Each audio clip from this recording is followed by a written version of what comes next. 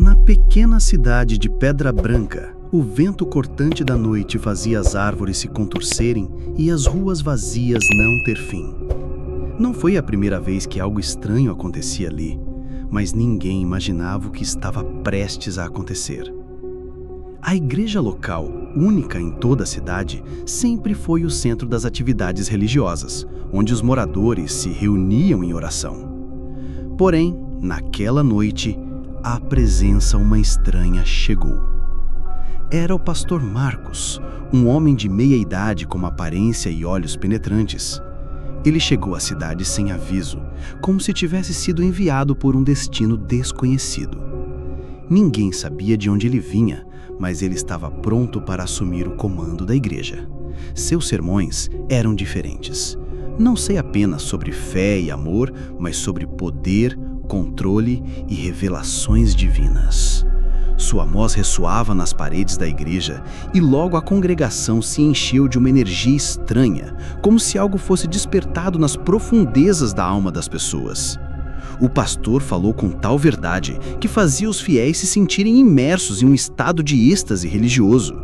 Mas algo na forma como ele olhou para os outros parecido mais do que piedade genuína. Havia uma força ali, algo que se escondia por trás de cada palavra. Naquela noite, alguns moradores se perguntaram: o que realmente queria o novo pastor? O que ele procurava ao guiar o rebanho de maneira tão insensata e impetuosa?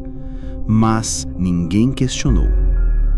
Na cidade de Pedra Branca, o culto ao pastor Marcos começou a crescer rapidamente. O povo estava hipnotizado. Mas o que eles não sabiam é que o verdadeiro culto de Marcos não era a Deus. Algo muito mais sombrio estava sendo trazido à tona. E sua chegada marcaria o início de uma série de eventos que mudaria tudo, para sempre. Nos dias seguintes à chegada de Marcos, os moradores começaram a notar que as coisas não eram certas. Uma energia estranha parecia pairar sobre a igreja, e as sombras dentro dela se tornavam mais densas, mais pesadas. Algumas pessoas sentiram desconforto ao entrar ali, mas nunca falaram nada. Afinal, o pastor Marcos parecia ser a resposta para muitos problemas que a cidade enfrentava. A igreja se tornou o centro das atenções. À medida que a frequência dos fiéis aumentava, Marcos continuava a pregar suas mensagens, agora com uma intensidade ainda maior. Seus sermões falavam de poder, de domínio sobre o corpo e a alma. Ele incentivou as pessoas a se entregarem completamente à vontade de Deus, mas sem perceberem, ele estava tomando controle sobre suas mentes. O fervor era crescente. Certa noite, durante um culto, um jovem chamado Lucas notou algo estranho. Quando olhou para Marcos, ele sentiu uma presença incomum ao seu redor, como se estivesse sendo presente por algo que não deveria estar ali. Quando o pastor olhou diretamente para ele, seus olhos brilharam com uma intensidade que fez Lucas estremecer. Algo estava errado. Sentiu como se tivesse sido marcado. Depois daquele olhar, Lucas não pôde mais ignorar o que estava acontecendo na cidade. Ele começou a investigar e descobriu que Marcos não era quem dizia ser. Seus rituais secretos foram revelados. Marcos estava realizando cerimônias nas quais ele invocava algo que não transmitia a luz. Algo sombrio estava tomando forma dentro da igreja, e ninguém parecia perceber. A cidade estava afundando lentamente em um culto satânico disfarçado de cristianismo. O mal estava crescendo nas sombras, e Lucas sabia que não podia mais ficar calado. Ele precisava alertar os outros, mas como explicar algo que parecia completamente impossível? Como fazer com que alguém acreditasse em sua história quando todos eram tão cegos pelo estímulo ao pastor? À medida que os cultos se tornavam mais frequentes, os primeiros sinais de algo sinistro surgiram. Pessoas começaram a desaparecer sem deixar rastros. Primeiro foi o velho Henrique, um fiel devoto que estava entre os mais presentes nos cultos. Ninguém sabia o que havia acontecido com ele. Depois, foi o casal que sempre ajudou na cozinha da igreja. A cidade estava cheia de sugestões, mas ninguém ousava questionar o pastor. Lucas não podia mais ignorar o que estava acontecendo. Ele passou a investigar os desaparecimentos e descobriu que todas as pessoas que sumiram estavam ligadas diretamente ao culto de Marcos. O que antes parecia ser uma simples coincidência, agora parecia um padrão. Todos tinham se envolvido com Marcos de alguma forma, e todos desapareceram depois de participarem de suas conferências secretas. Naquela noite, Lucas decidiu confrontar o pastor Marcos. Ele foi até a igreja de madrugada, quando todos estavam em casa dormindo. A igreja estava vazia, mas algo estava diferente. O ar estava mais denso e ele sentia um frio inexplicável.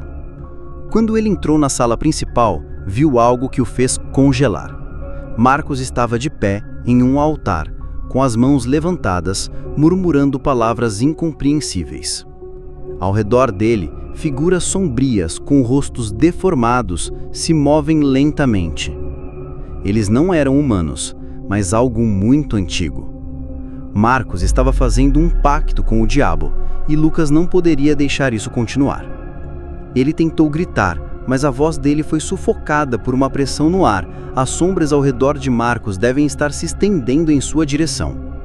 Lucas sabia que estava em grave perigo, mas precisava sair dali. Ele não tinha como enfrentar o poder que Marcos estava invocando, mas sabia que o precisava alertar a cidade antes que fosse tarde demais.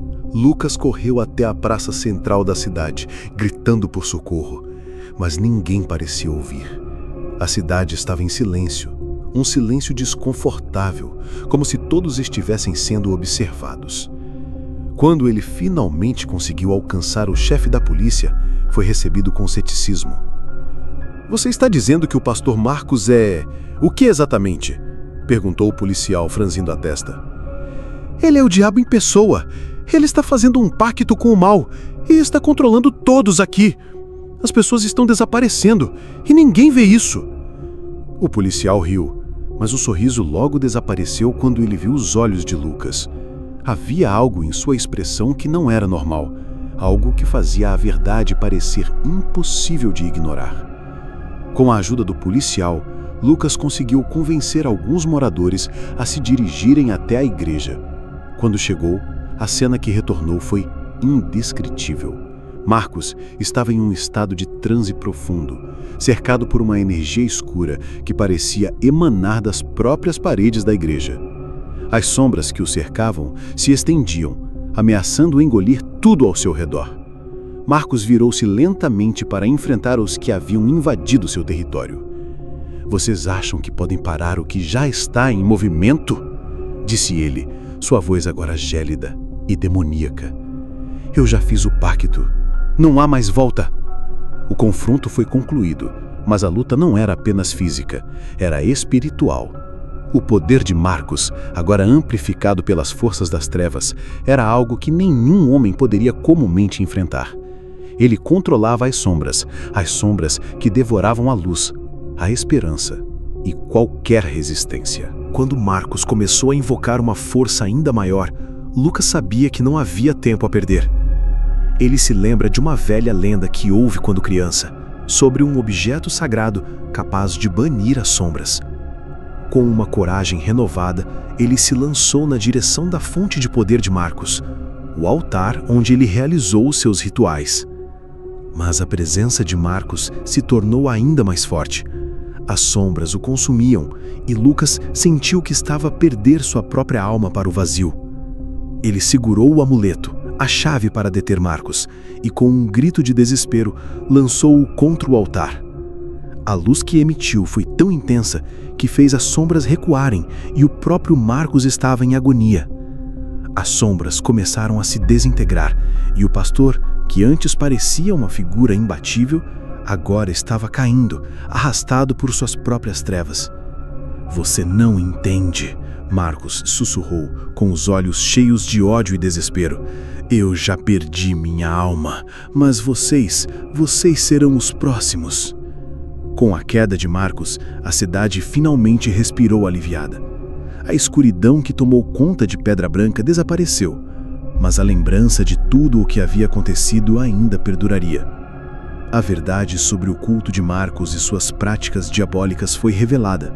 e os moradores finalmente puderam entender a magnitude do mal que havia se infiltrado ali. Mas a paz não veio sem um preço. A cidade, agora marcada pelas cicatrizes do passado, sabia que o legado de Marcos, embora derrotada, ainda restava nas sombras. E enquanto as últimas luzes da igreja se apagavam, uma voz sussurrou no vento: "Eu vou voltar. Sempre voltarei."